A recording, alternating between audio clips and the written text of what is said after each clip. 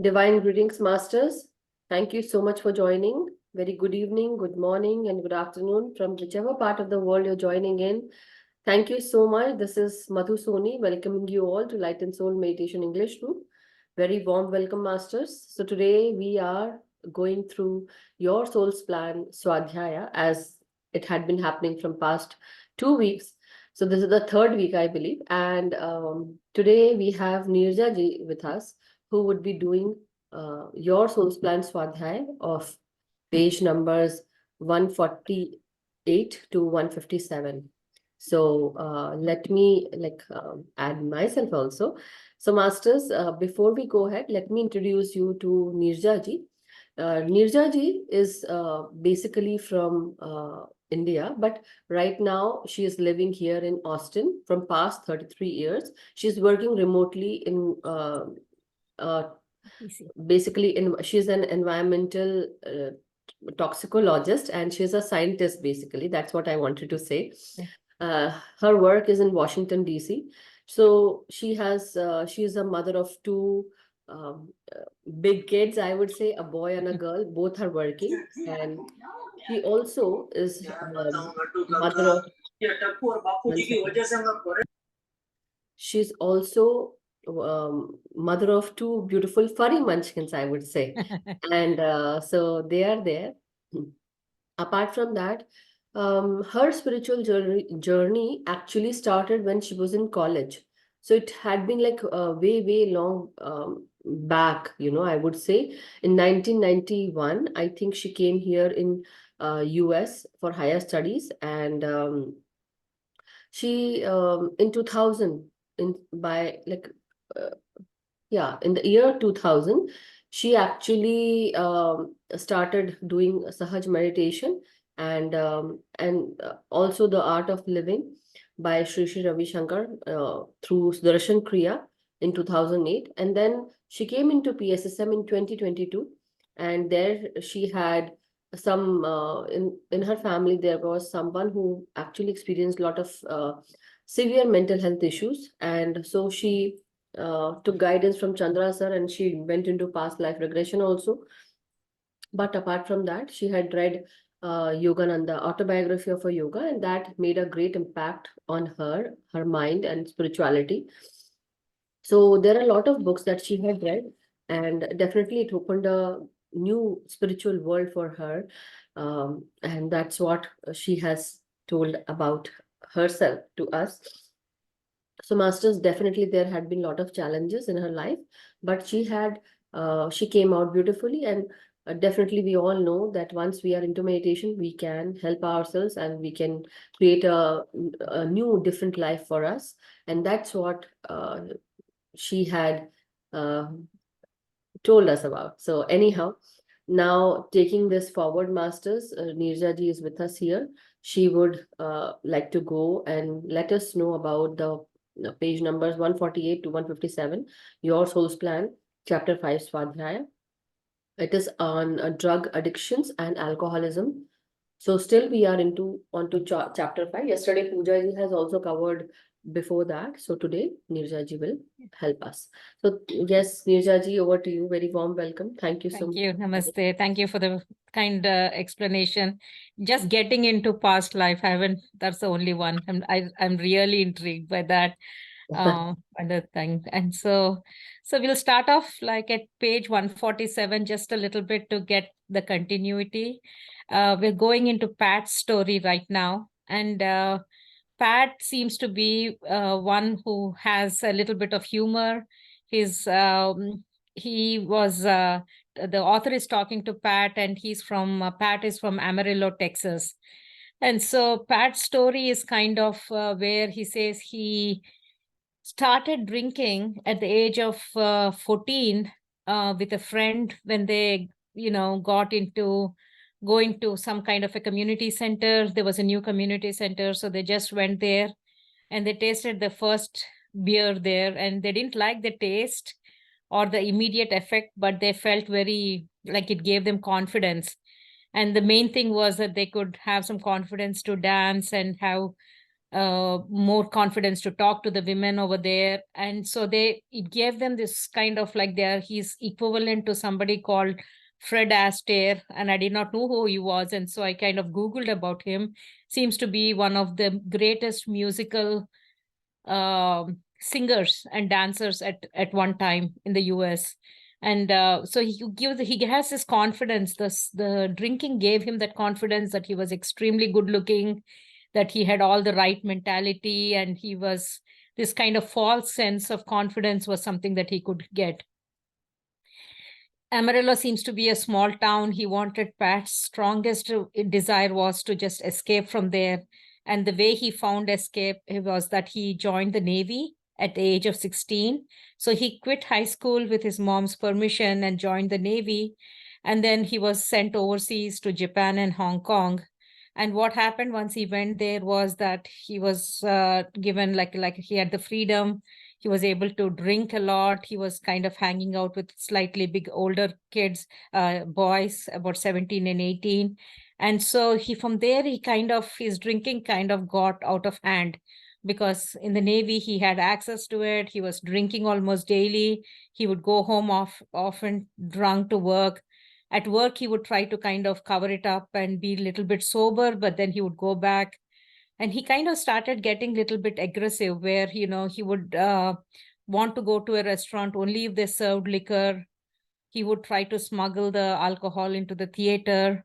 It was as though the alcohol had this control over him. It was controlling him like a puppet, Pat says. And this kind of drinking he was losing hold of it. He was unable to keep a job. So he went through many, many jobs. He was a lifeguard, a teacher, manager of a church camp. And then finally, he also became an executive director of an outdoor education center for inner city children. And kind of this false sense that he kind of felt that he didn't deserve it, that he got things too quickly. He was rapidly moving up in his role. So he was a little bit hesitant to be confident in what he has. And there was some kind of fear, he says, and that fear, that is something that the author touches a lot about Pat in this one. So it could be that he was feeling like it was beyond his abilities. He was promoted even though he didn't have the right qualifications. He was not able to do it. And so after some time, Pat gets married. He has a wife, Carol, and then they have 3 children, Kathy, Donna, and Andrew. And then he divorces her, and then he takes up a second position. He marries a second lady, Shirley. And when he does that, he also kind of gives away his job, right? He had this nice executive position in the educational center. He leaves that and he takes up a job that compared to that, not on that executive level, more menial. He's rebuilding automobile alternators. And he says that even Shirley at that time was having her own battles with alcoholism. So a lot is going on in his life as to why he decided to divorce, or he goes with Shirley, which we will come back in, which the author kind of brings it up again when they discuss it with the medium too. So one of the questions that the author has is that whether his children and his wives knew about his alcoholism prior to this, whether they were part of his pre-birthing plan. And so that was one of the questions that the author is trying to ask the medium when they have a session. So those were one of the questions. So this alcoholism, as we know, it is because of its addictive nature. He was giving that false hope. So Pat kept feeling like, oh yeah, one time he feels a little bit fearful, but at the same time, he also has this false confidence, and he keeps congratulating himself. Oh, I'm okay. I'm not an alcoholic. It just happened. I'll be able to get a hold on it. And it's like that inner voice that keeps talking to him. You didn't have anything. You're able to overcome it. And then all of a sudden he goes and he thinks that he's not an alcoholic. Everything is fine. And then he goes and starts bringing everything from his house, whatever he could lay his hands on, and different types of those drinks. And then he's completely almost feeling his body is almost helpless.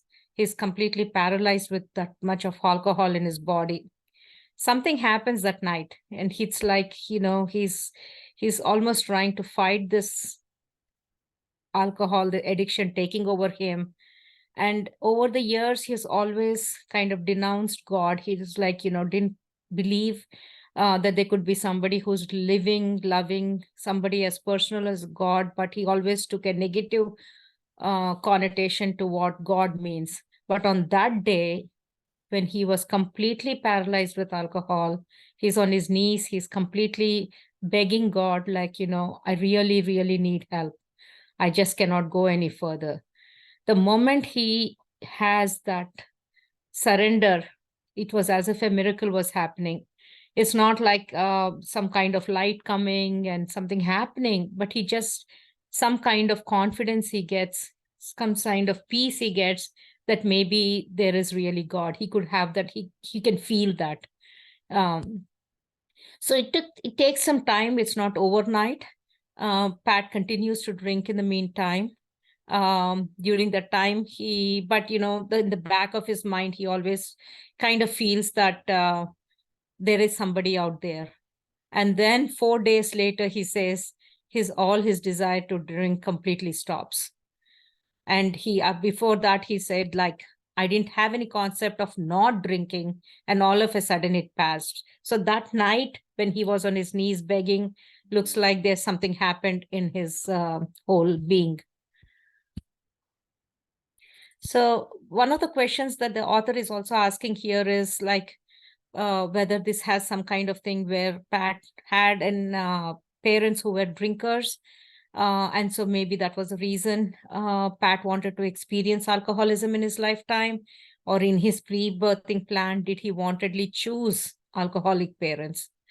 So the author asks us questions. Pat, whether his parents were drinkers, and Pat doesn't really, he says his mom was never a drinker.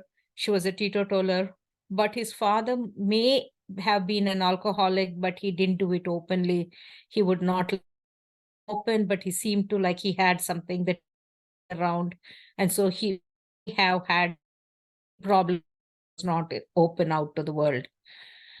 So then he says that this kind of the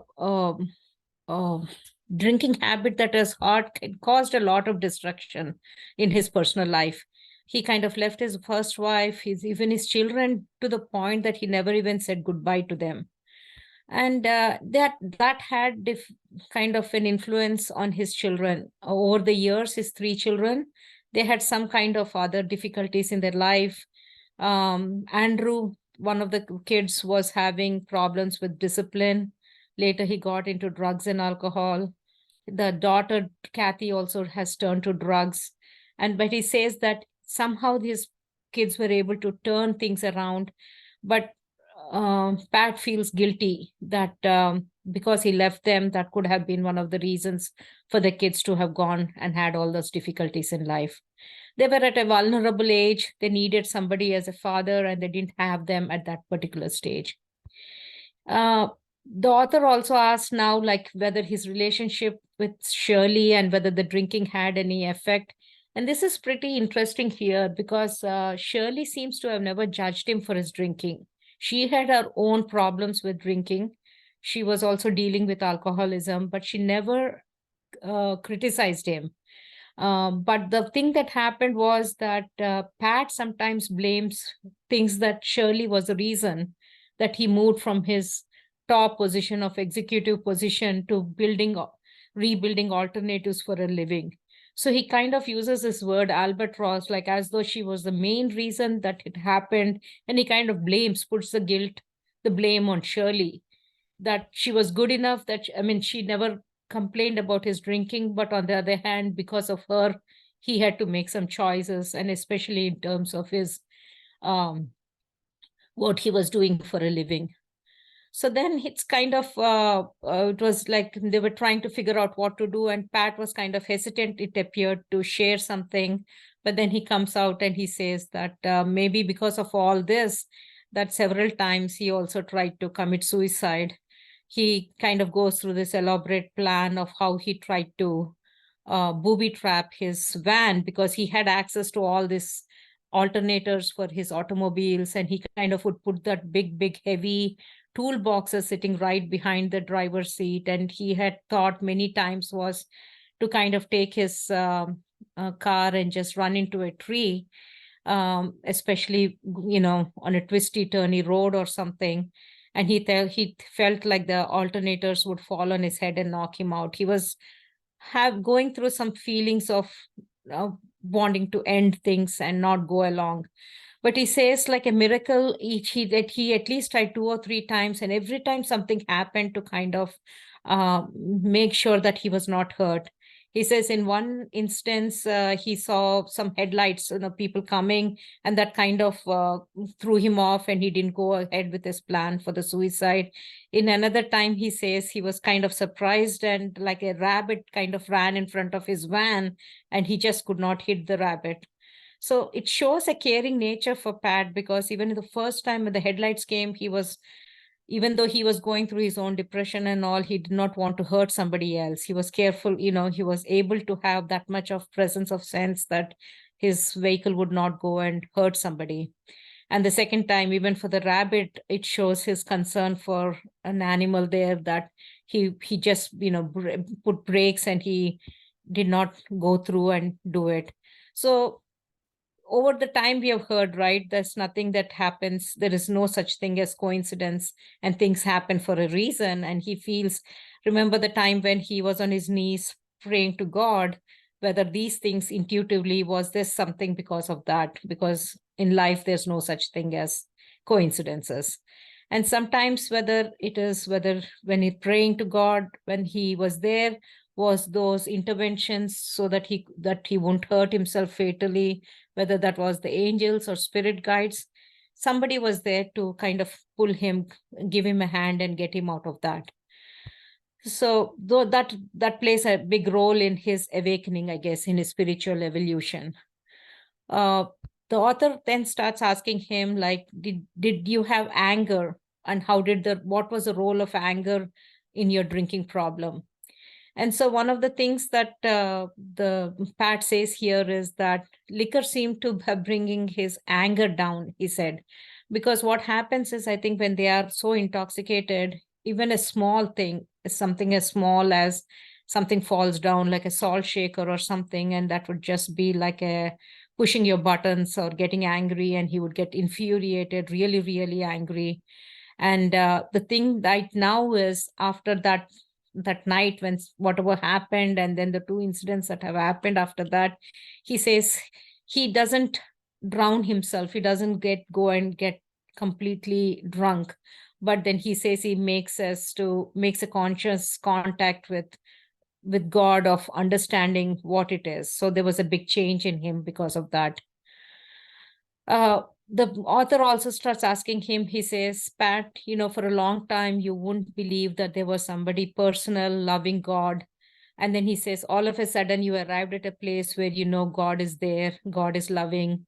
And he asks him, how did you go from that previous not believing stage to where you are now? And he says that, again, Pat reminds the author of the night when he was completely broken, praying to God, crying out for help.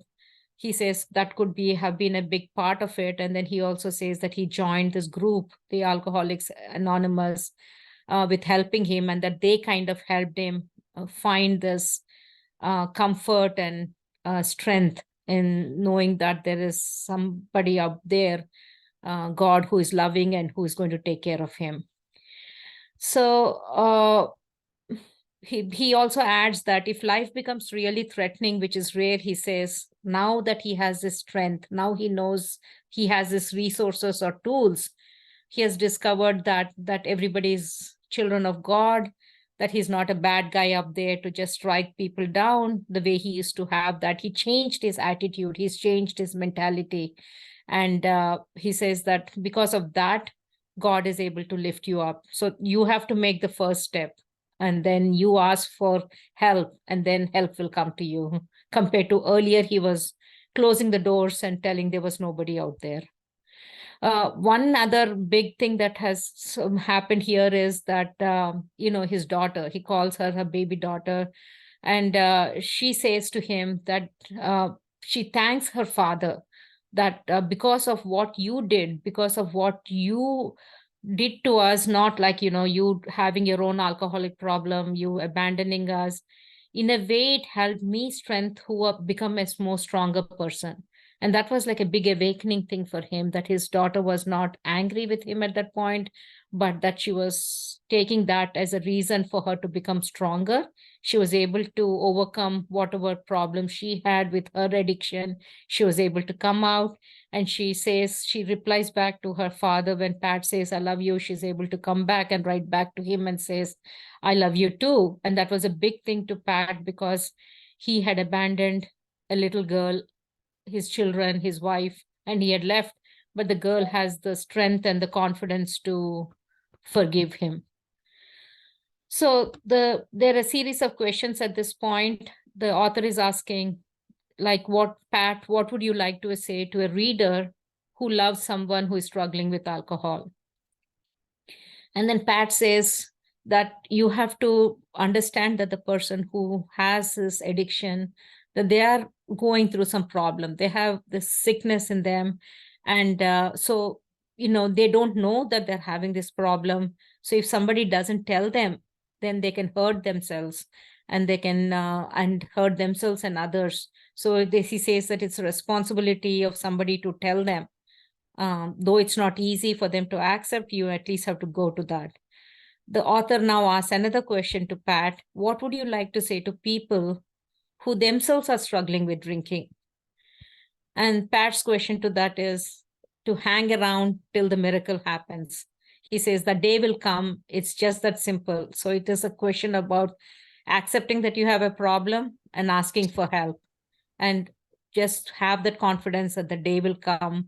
And though when a person is going through it, it seems to be a long and hard journey with so many challenges.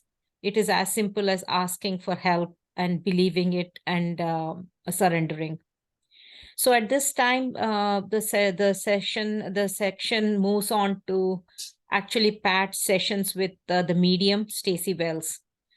So the author says that while talking with Pat, he sensed how much he has suffered and how he healed.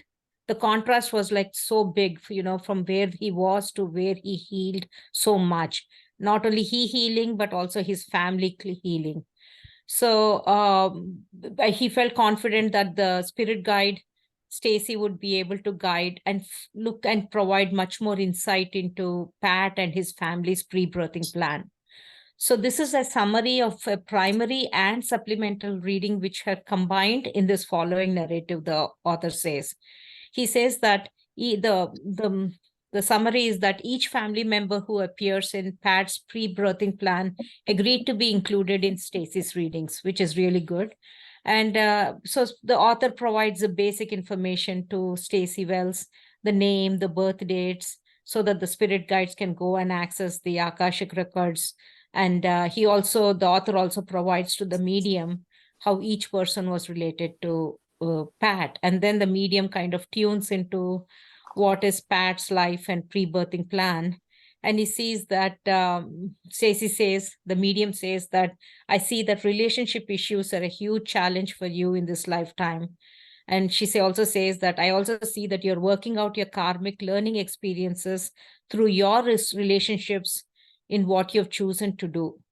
So one of the things that has happened here is, if you remember, he had left his first wife, and then he goes to meet his Shirley, his second wife, and that thing was also pre-planned. Shirley was somebody that he was familiar with in his previous lives, and she was willing to come on this journey with him to kind of help overcome his own challenges, but also for her own challenges that she had taken up. And then the medium also relates to something like there will cease to be some kind of connection with the father. And he says, can you expand on that? But Pat says that I don't know exactly a lot happening there because he was very young. Pat was only 9 years old when his father passed away. But he remembers that he was very afraid of him. He didn't know him well. He was a young kid, but then he remembers the fear that was there always in him. And so we'll find out more about that as we go deeper. Stacy replies that other area of karmic challenge that I want to mention, that is the responsibility to family, the family you were born into, the family you went on to create, and whoever you think as family. So relationship issues was one thing that he had come in this soul journey to kind of work on. One of the things here is that the most important karmic challenge in Shirley's life, Shirley, his second wife, was to overcome impulsiveness. And the medium says that I'm seeing several lifetimes for Shirley herself, where she had a lot of children, she had a lot of babies in that. And she also had a side of hers which was very impulsive, compulsive, that she was, sexually active on that side. And she was trying to overcome that and work through on her spirituality in this lifetime. And she recognized that at the soul level, that this alcoholism would help her overcome impulsiveness. So that was one of the questions that the author was trying to understand. How can addiction to alcohol be used to overcome impulsiveness? So it's not very clear. Is it like, is alcohol itself, overuse of alcohol itself, your person now surely takes a lot of this alcohol, and because of that she makes some choices which are not correct, and so she suffers negative consequences? That is one thing. Is that how the alcohol was used in this life journey?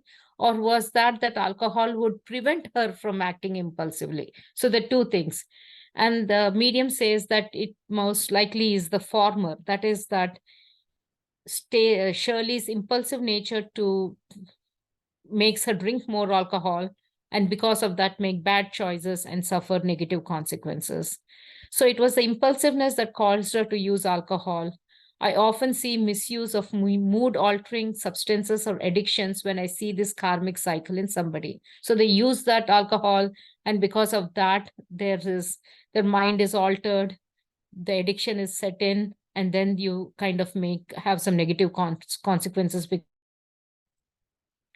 So the question is, and am I and I am being told by my spirit guide that she did choose alcoholism in her pre-birth planning. So then the author says that the medium says that I'm going to close my eyes and focus more deeply on you, Pat, and see what I can pick up in the pre-birth planning session. So there's a little bit Stacy is going into a deep trance. She's trying to keep her focus more on Pat and seeing what all happened in this pre-birthing plan sessions. And then she says, the first thing I see is you're sitting on the floor, Pat. I see others sitting around you, but right now they're not clearly in my focus. She says, it's like you're sitting with a checkerboard, but it's much larger. The squares are about 4 inches and are black and white. And she says that the size of those things are like the periods of time when you'll be working on certain specific themes. And she says that the medium says that she sees a male spirit guide and a man who is your uncle. And together that they're planning and plotting this diagram that we talked about in the previous, when the previous masters read to, that you're given a choice, an either or choice. So if you do this, this will happen. If you do this, what will happen? And it's a pretty elaborate plan. They say that the first one was at age 10 in the first one. And if you do that or not, and then what is going to happen? And so they go through all these choices. The pre-birthing plan kind of explains what will happen if you take this choice, and if not, what choice. And then the medium says that I'm also seeing another spirit guide here, Rob, as an aid to you. It seems that in every session we do, there are one or more spirit guides, but there is always somebody much larger in stature serving in this capacity of a supervisor.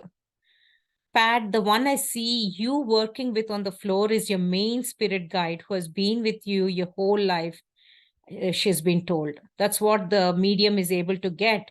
that the spirit guide was with Pat all through his life, seems to be the one who has been with him as Pat was struggling with alcoholism and the drinking addiction. Then there was also some talk they talked about, is there any, because of his genetic lineage, is it that they have these genes for alcoholism? It was there in the family and that has been passed around to the generation to him. And so they were trying to figure out what was that. And the medium is saying that she's able to see ancestors, Pat's ancestors, who actually had a taste for making homemade liquor, and they were able to have that, but nobody has recognized as an alcoholic. They were able to function and able to carry on with the work. Although they drank every day, they were not you could not label them that they had this alcoholism as a problem.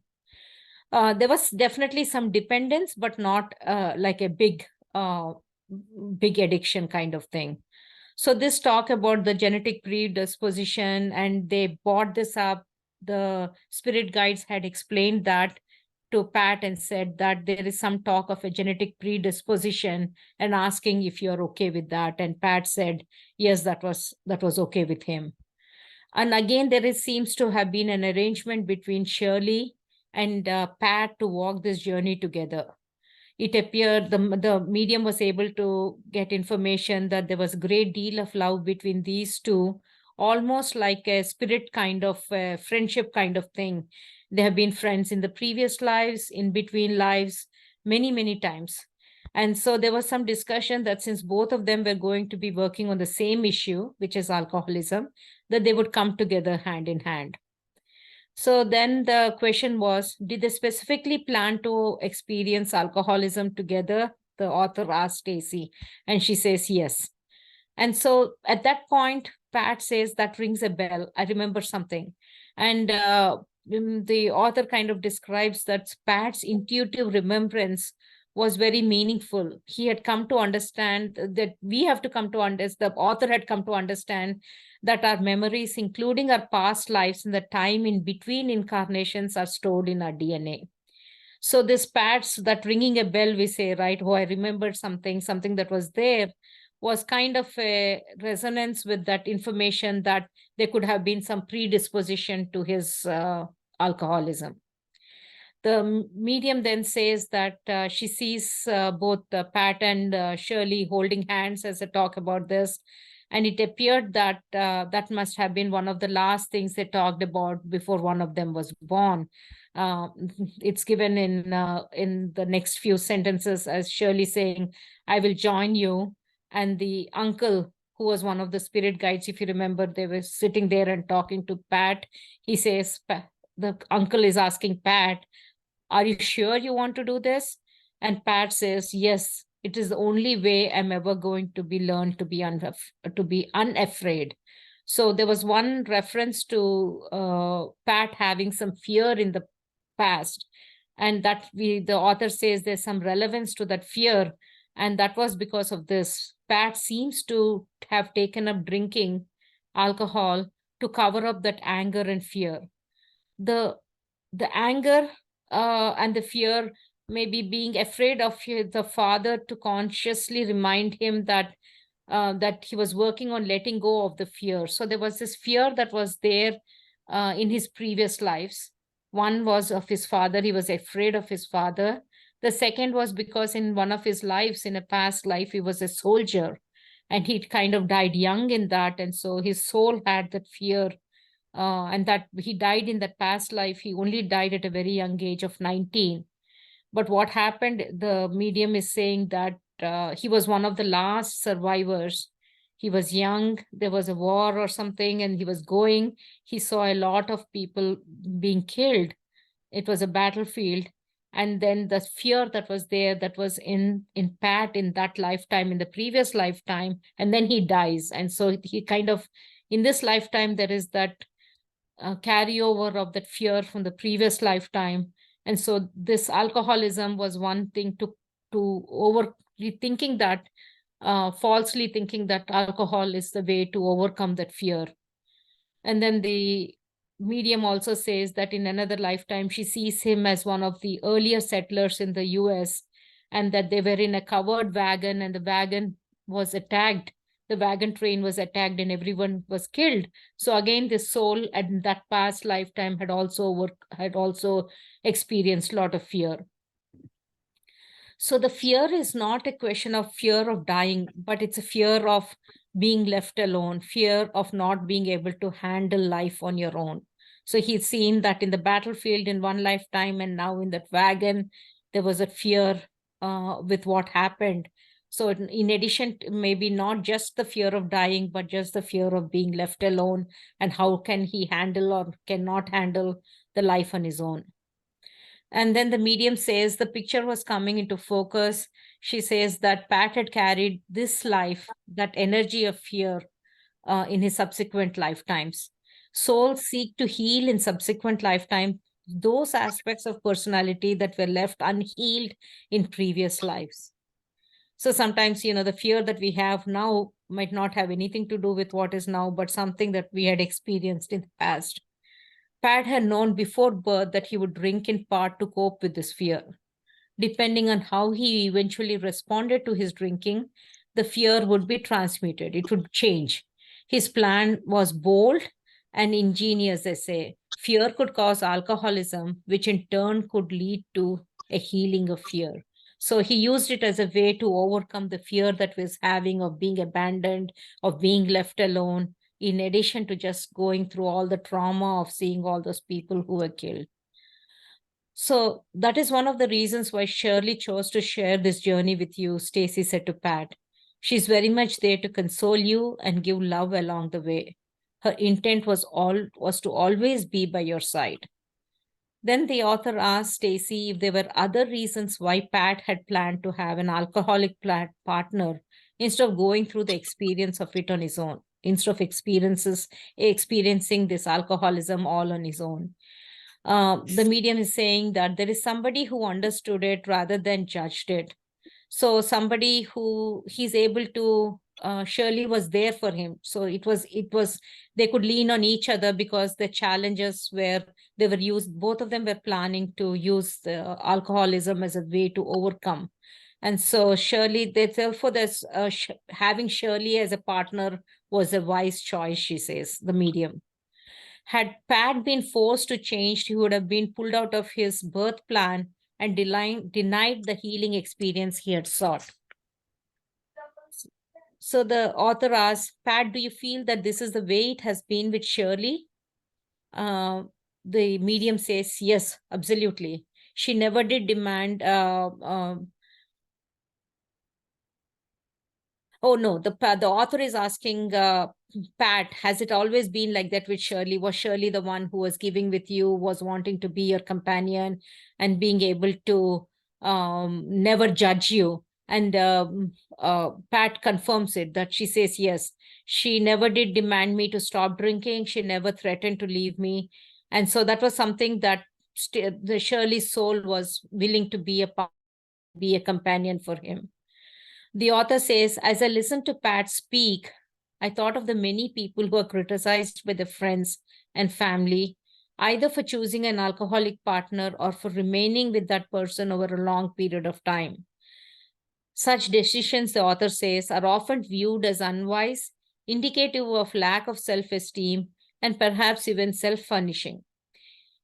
And yet, surely out of her affection for Pat, an affection that existed even before they were born, was lovingly granting both him and herself the experiences they needed for this spiritual growth. So this paragraph here is telling us that many times, I think we are all guilty of it. Somebody says, why don't they leave them? Why don't you do it? Why are you sticking along?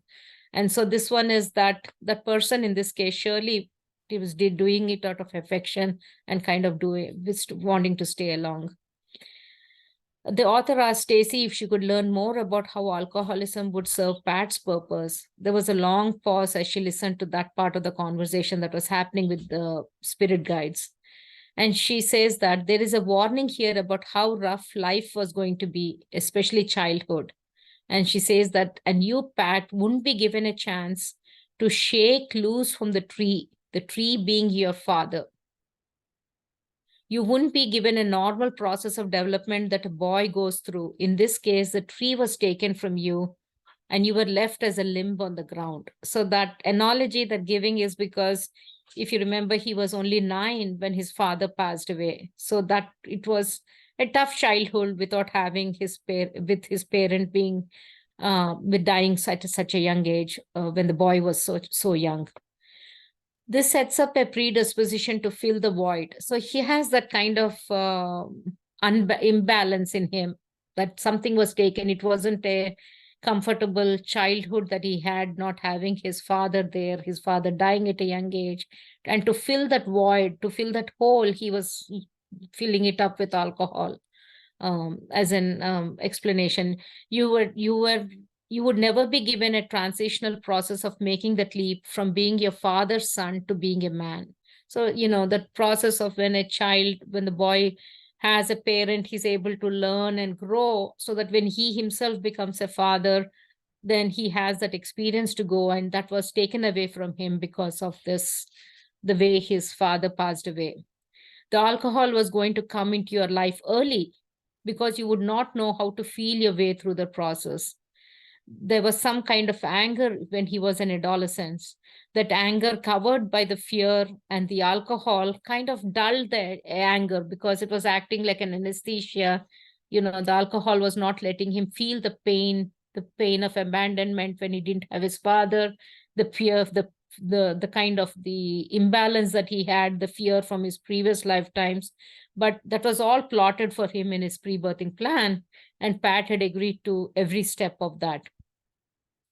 The author says that he was astonished by how much Pat had known before birth about his upcoming lifetime. So all these challenges were laid. So Pat was aware of it when he took up this challenge.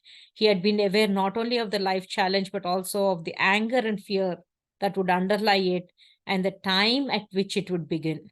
So it kind of began at the age of 10 or something. His father dies at 9. And so this whole thing was planned very methodically by the pre-birthing plan and the spirit guides. The author says, I wondered if perhaps Pat's father had agreed to die at a young age, in part to further Pat's plan. So he asked Stacy, the medium, about that. And the medium says that she's told that the father did not agree to that. His father was alive during the pre-birth planning session, but his father's death was already planned. Patrick's choice of this man for his father was, I am getting the words from the guide, she says, in alignment for period needed to experience in order to overcome alcoholism. So in this particular case, I think yesterday or was the day before, we heard that the mom was agreeing to be part of the plan and she agreed to be the mom. But in this particular case, the father was part of the pre-birthing plan, but he dying when the boy was young, when Pat was only 9, was not part of the birth planning session. So there's a little more in that next page, but I kind of stopped here, Madhuji. Which page number did you stop? 157. 157. Okay. Yeah. So tomorrow it's my turn, right? Yeah. So I'll be taking that. So thank you so much, Neeraja, for covering up the part of Pat's story, Patrick's, and how he basically, how he mentioned about his suicide and a lot of other pre-birth planning things, and Carol, Shirley, his children. But their children are also not angry with their dad. And it's like, it's good to know that the fear was not there. It was the fear was because of the fight, the war where he went and fought, right? So it carried over into because he was not healed. There was some fear because of that war, because you see people, right, dying. Yeah. And that is why that kind of fear makes you do stuff. And that is why he also takes Shirley as his wife, because he might have seen something, because he was I would say he was a caring man. That's why he saw something in Shirley, and that's why he basically married, because it actually Shirley was mirroring uh, his self, basically. That's what I feel in this when I'm going through and Yeah. understanding the emotions of Patrick. But apart from that, definitely there were definitely things that made him fearful, and that is why he turned to alcoholism, because he did not want to.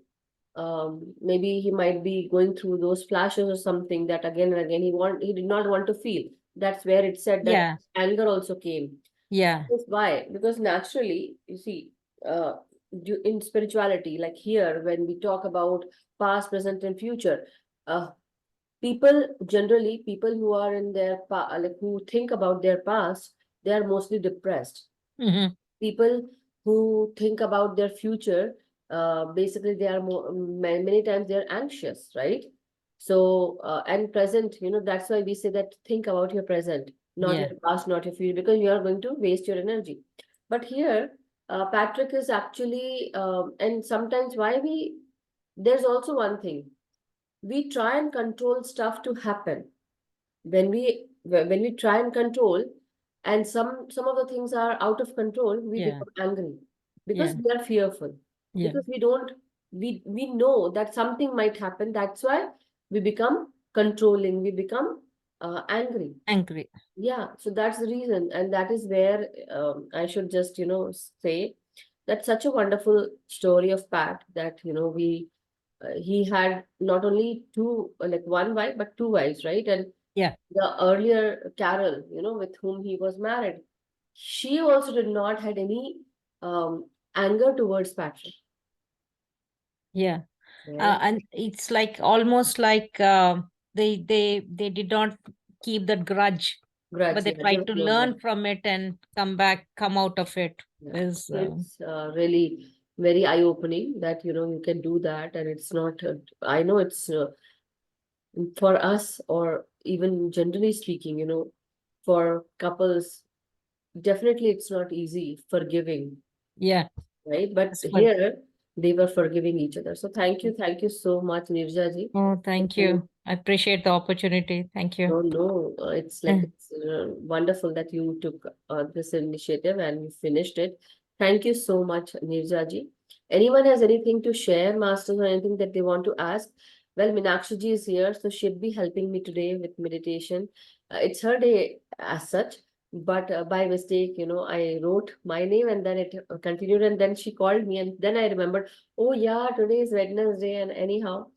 I really wanted to have someone take the meditation class. So Meenakshi ji is here. Hello, Meenakshi ji. Will invite you. Hello, Madhuji. How are Thank you? you. Good evening. Beautiful,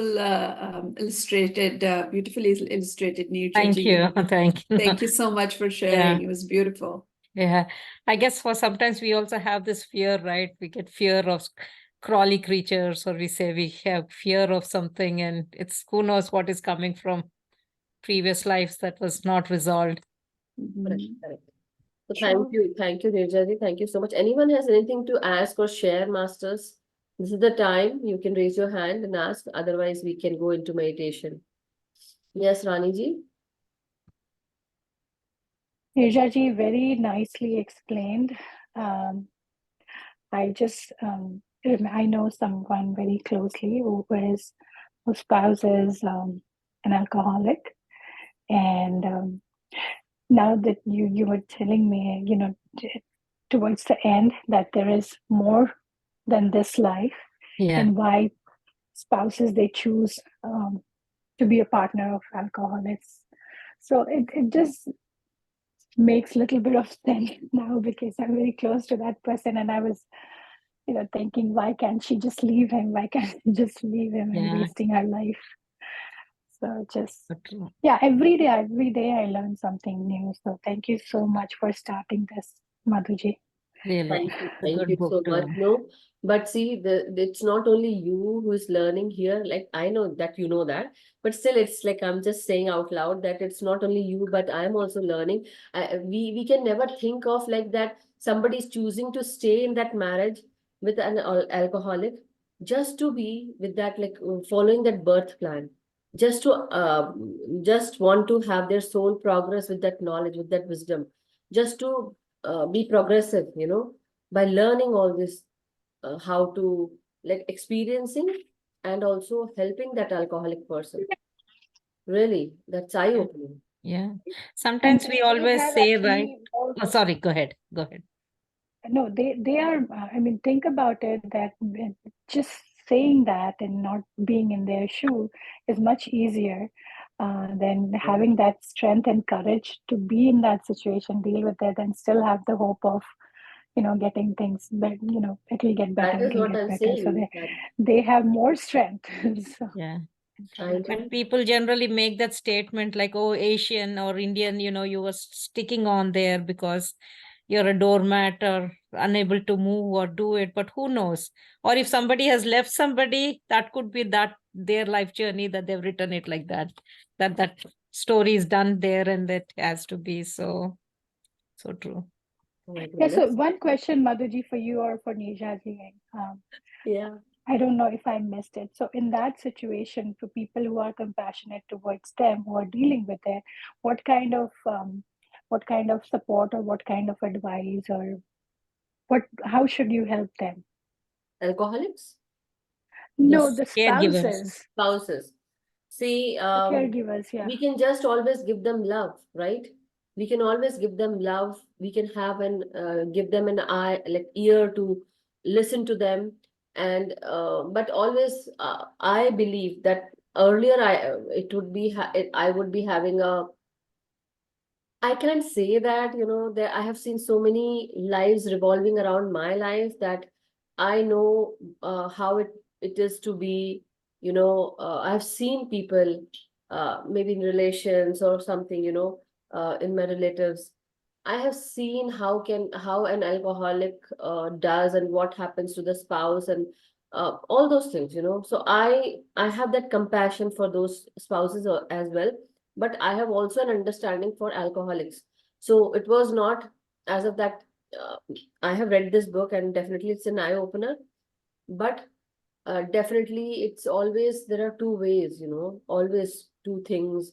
Sometimes, people can love each other and still remain in that marriage, but one has some other things going through in their life that they turn to alcoholism.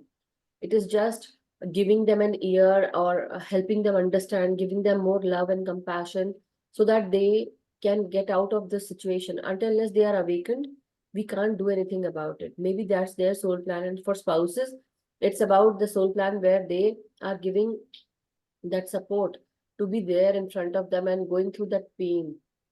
I don't even know what like a different person who are like spouses for an alcoholic, what they have done in their past life. So it's like very different stories, right? We can't judge, we can't say, but we can always lend them a um, compassionate ear, I would say, and help also just to let them know that this is just a time. And now, when I've read this book, I would always give this book to many people. That's what Yeah. I feel. Thank you. I know maybe you might not feel like that right now, but some other time, some other story, we will definitely talk about it. So thank you, Rani ji. Thank you so much. No, that's a good question because we come across, and if you try to provide support, I guess that one thing that you said so correctly, maybe not judge, not knowing the whole story. Yeah, that's what we can't judge, because see, you don't even know, like the spouse, it can be anyone, right? Here in US, it's very easy. Both of them can be alcoholics, but in India or any other country, maybe women's are not alcoholics, maybe men are not alcoholic, maybe women's are alcoholic. We don't know. But the thing is, and their stories can be different too. So we have just, you know, we have heard only one story here. But when you go out and when you see your, uh, any equation outside of your family environment, you will come to know that there can be different stories. And I have seen some stories like that. So that's why my thinking is like that. This is another story where I understood that he was married to two women, and both of them knew that he was an alcoholic. He had anger issues, he had fear issues, but how they both of them took one, like here, he was blaming, and most of the time it is blaming only. You don't even know what is going on in their mind. People who are drinking, right? Yeah. So, But sometimes the point is, if say that we talked about this in a few sessions back, like if that alcoholic person or in whatever state, if he starts becoming abusive, then how do you assertive? But that is the hard part. that's The what, message like, there is. you don't even, that is what I'm saying, that we have, like in the past, also in the past stories, we have gone through so many stories where we understood that it is, maybe that was the plan, to be killed or murdered. I don't even know, or to be, to be saved or get out of that. See, we are always, we do have our free will, where Yeah. we will be learning something or not learning something. So we don't know right now, but it is when we go inwards, we come to know, okay, this was our plan. We don't even know what's going to happen. Yeah. But anyway, so Thank you. Very good questions. Yeah. thank you. Yes, Meenakshi ji. So over to you. Yes. Sure. No, good question and good way to learn here. Another thing is, masters, my thing always has been just asking for guidance when such situations arise, just guiding such people to get into meditation, and during that meditation, asking those questions, asking for guidance, and everybody's guidance will be as per their soul plan unfolded to them.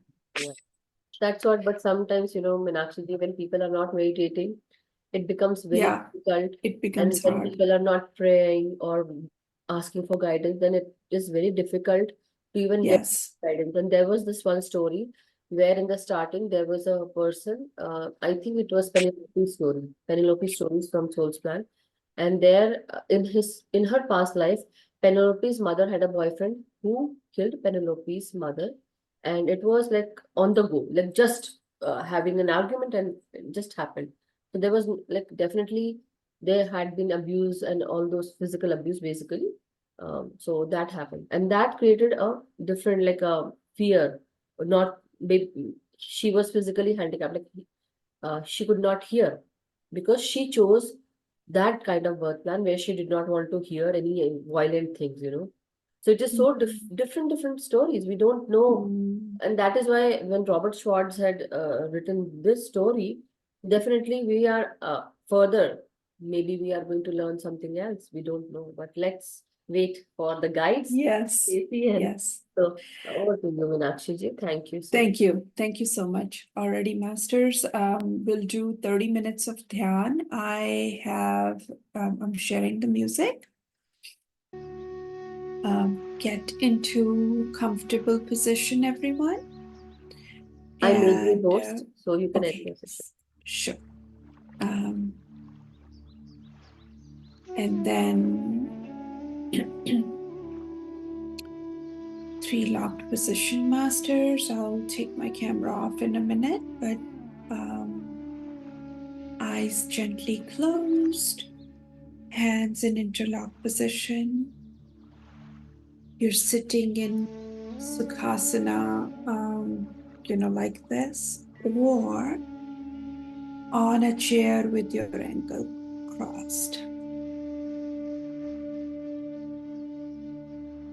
No glasses, mine are coming off.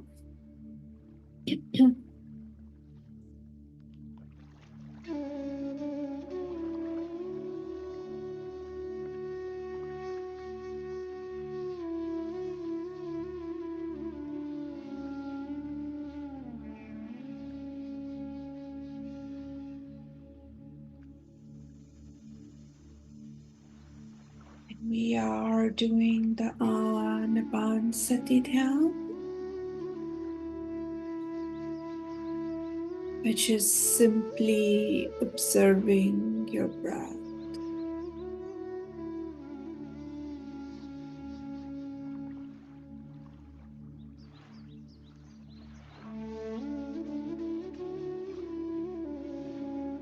Observe your breath that's coming in, and observe the breath that's going out.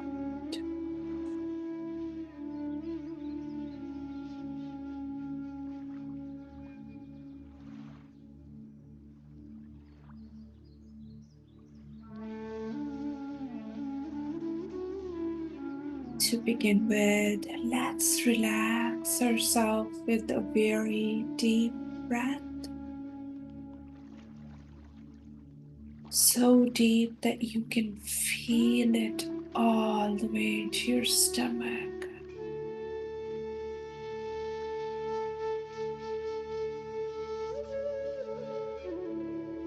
We sometimes feel or breathe so shallow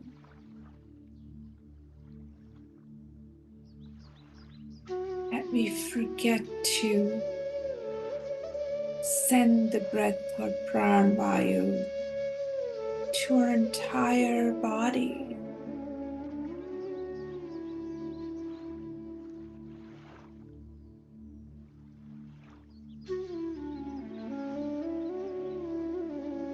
One more deep breath in and out.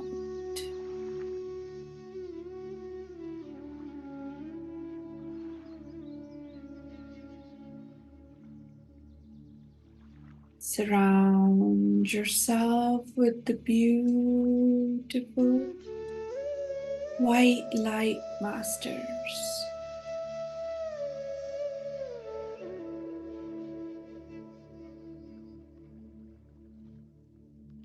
Affirm that you're fully protected in this beautiful white light.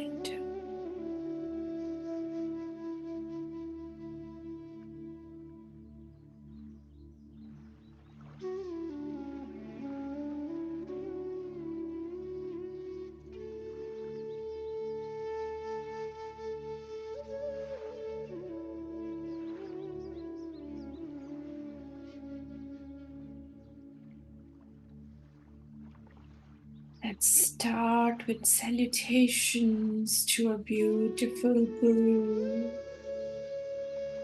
our beautiful Ascended Masters for guiding us.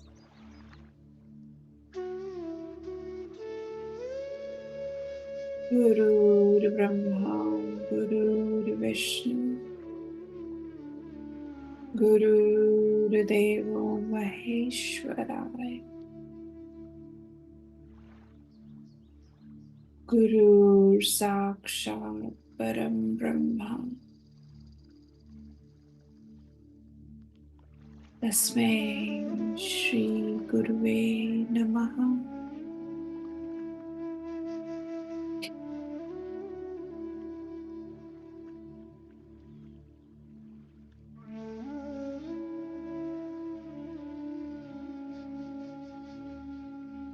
Stay with your breath.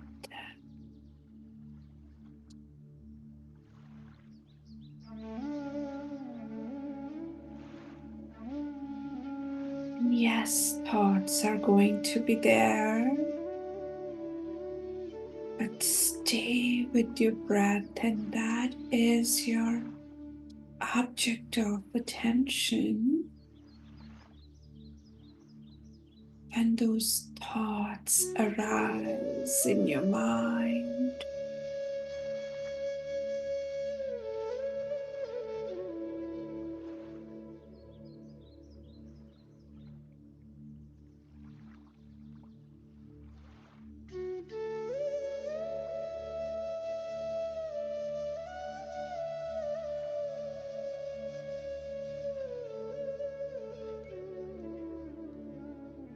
breath in, breath out.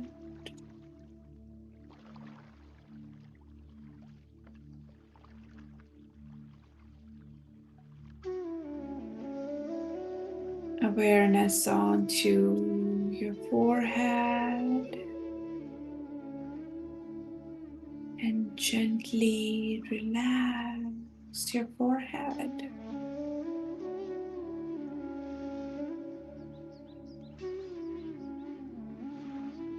No fold, no tension, no stress. Relax your forehead.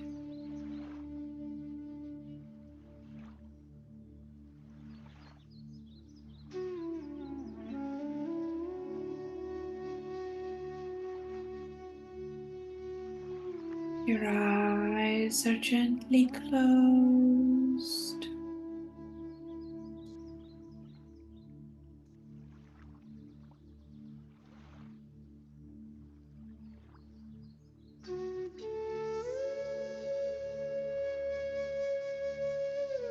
Awareness on to your breath always.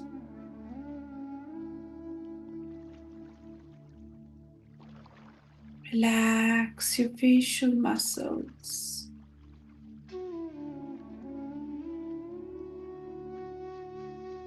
Cheeks.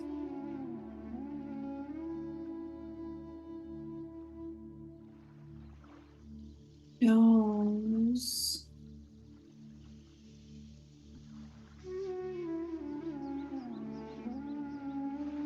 Jaws.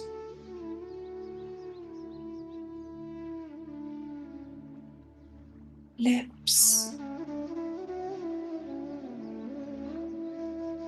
And your chin.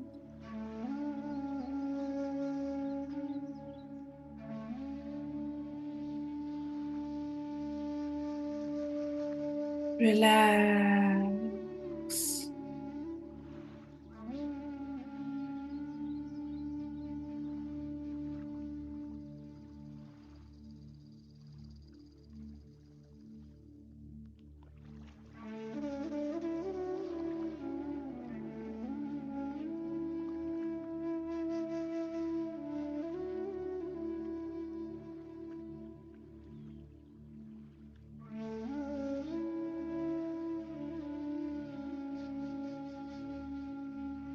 Relax your neck.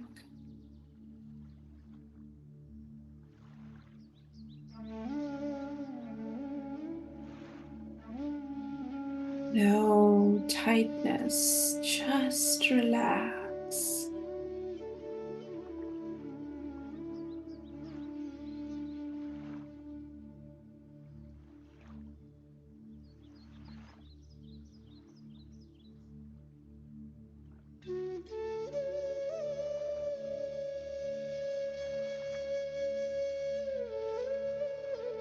Relax your shoulders, weigh them down.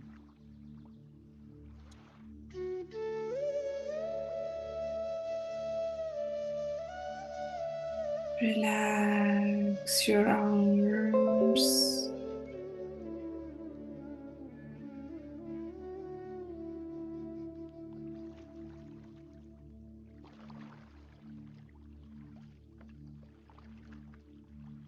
Hands.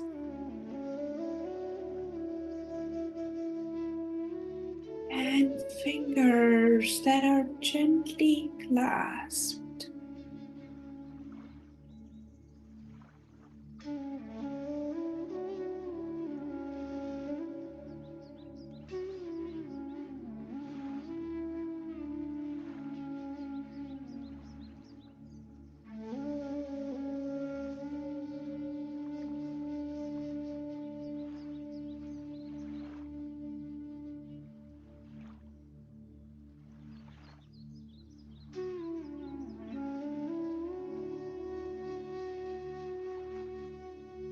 Relax your back, one vertebrae at a time.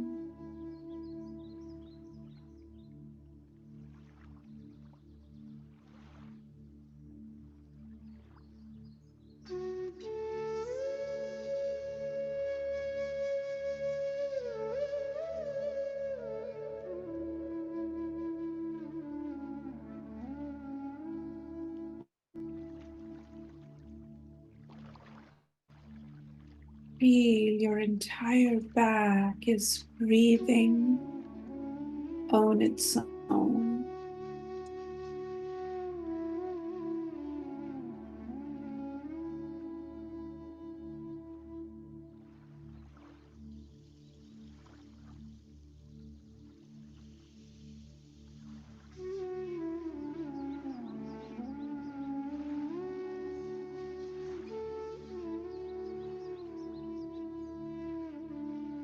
As you breathe in, Bring awareness to your chest.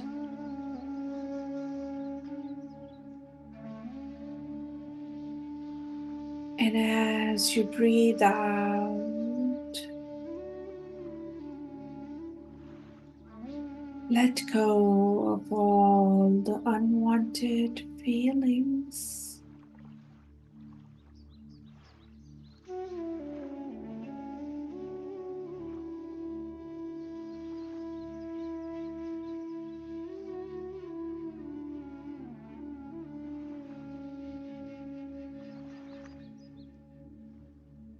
Feel your chest completely relaxed and light.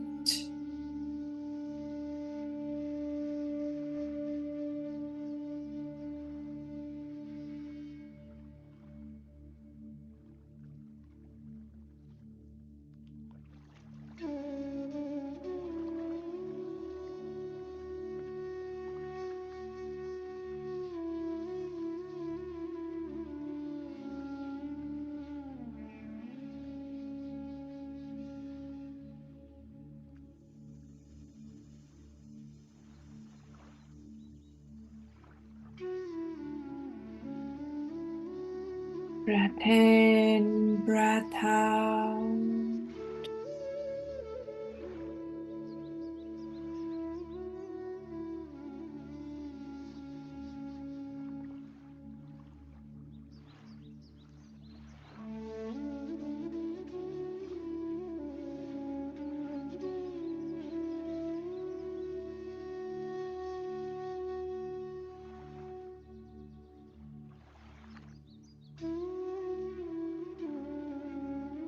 Relax your stomach muscles. No tightness.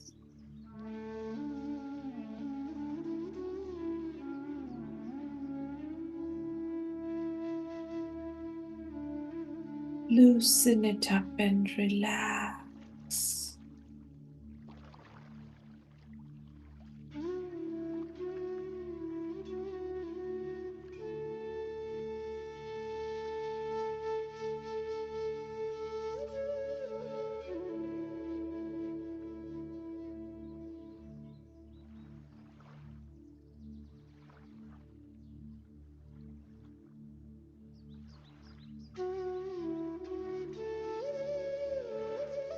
Relax your lower back, masters.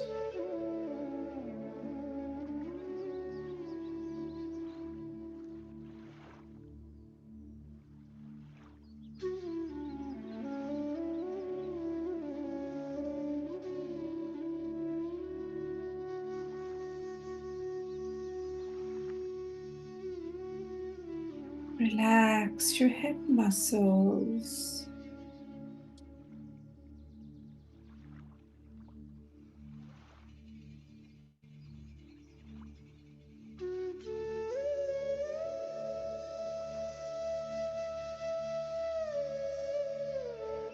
Relax your thighs.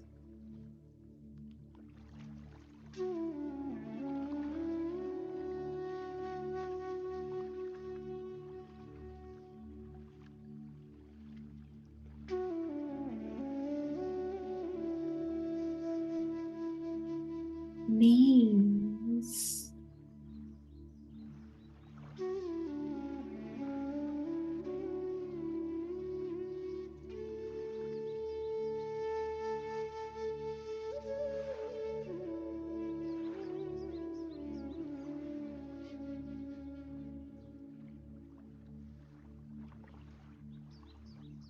Gently relax your calf muscles.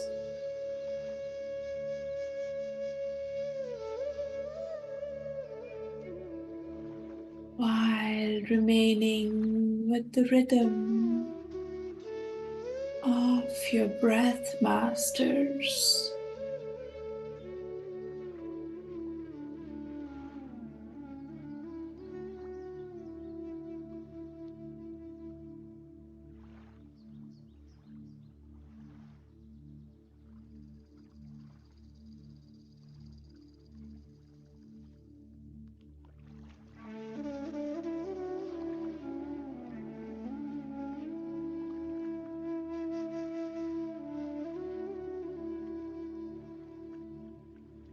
Relax your ankles.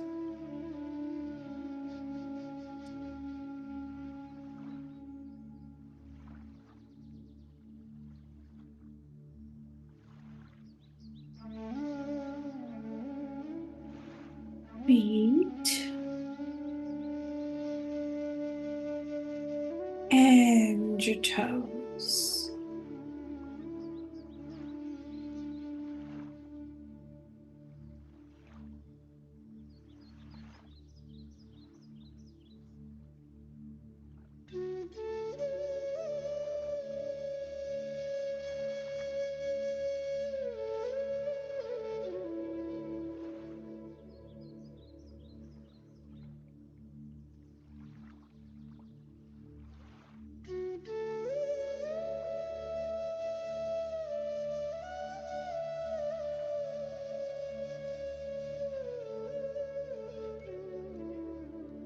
Affirm that you're fully relaxed from head to toe.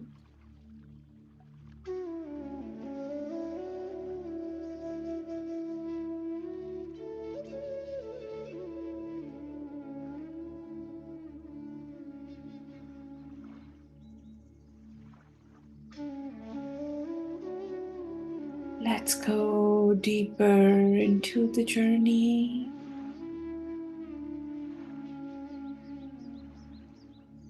Bringing your awareness onto your breath.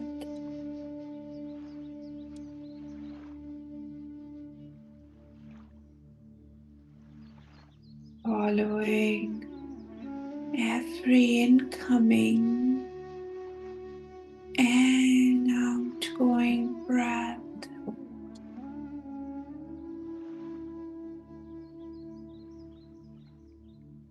And going deeper and deeper and deeper.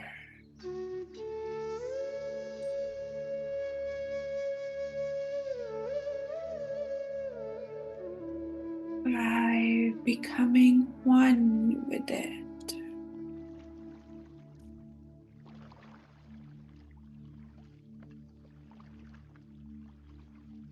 Breath in, breath out.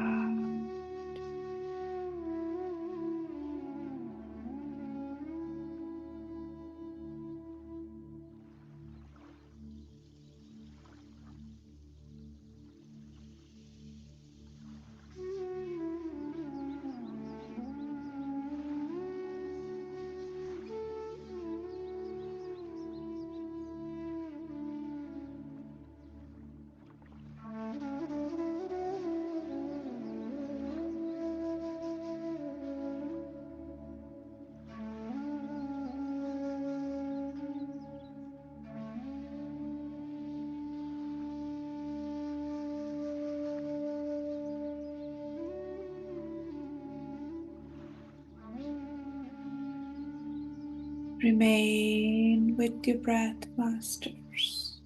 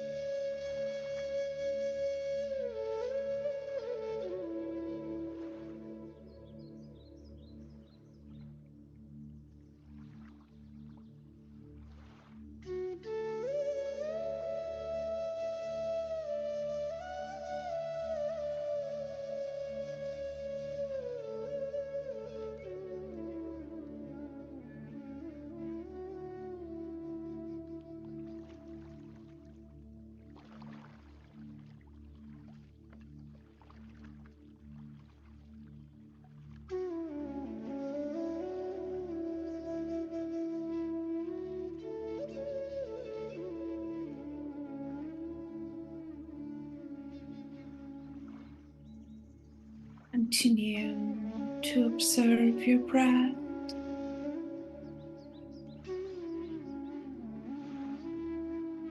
And try not to fall asleep.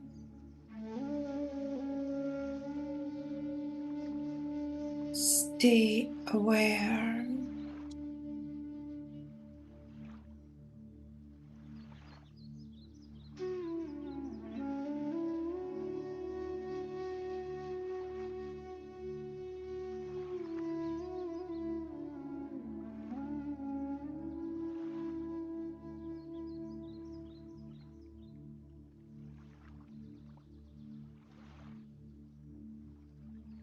What a beautiful moment, Masters. A moment to show gratitude towards our beautiful Guru and Ascended Masters.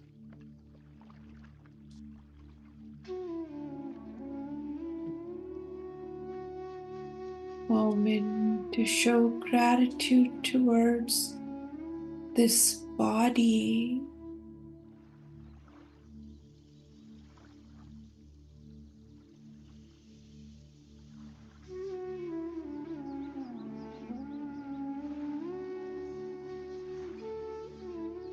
Moment to show gratitude for everything that led us to this moment itself.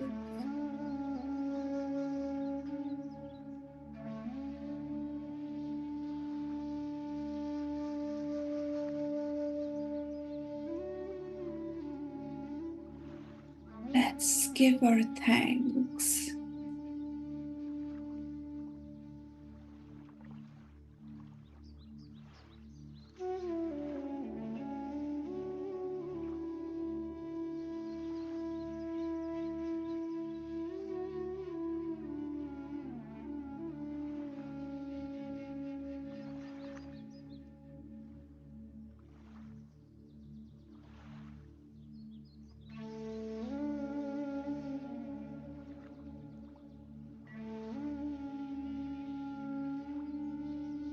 With immense gratitude.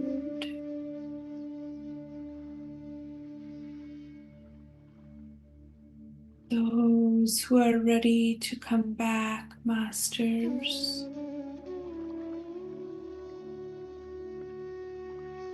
it's almost time.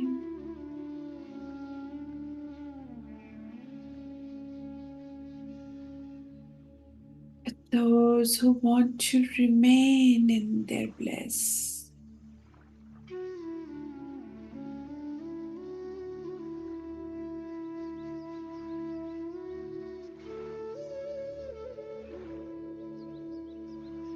continue to stay there.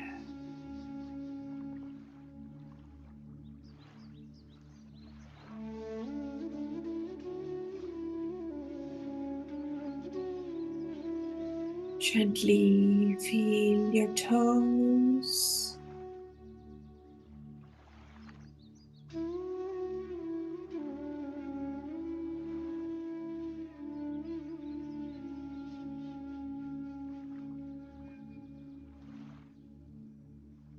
Feel your legs.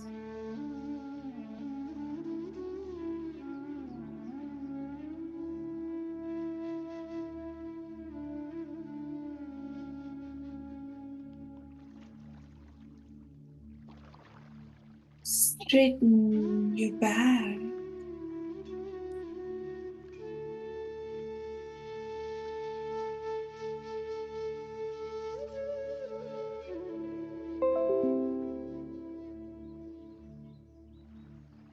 Straighten your neck.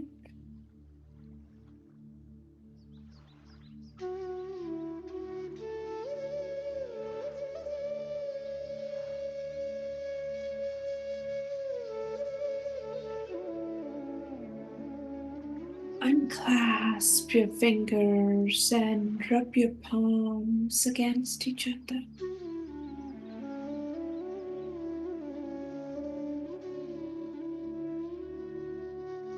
Place your palms onto your closed eyes and absorb that every bit you just gathered, Masters.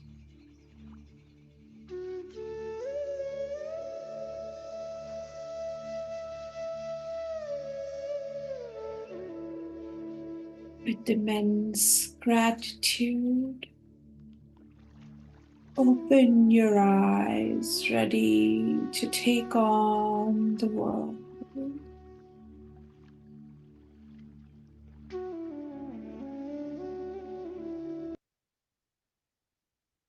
Thank you for joining me on this beautiful journey.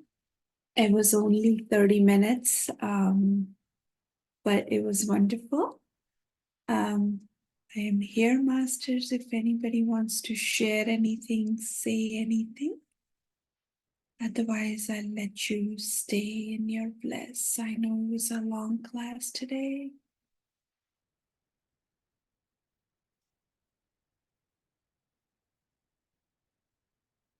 Okay, Masters, enjoy your evening, morning, night, wherever you are.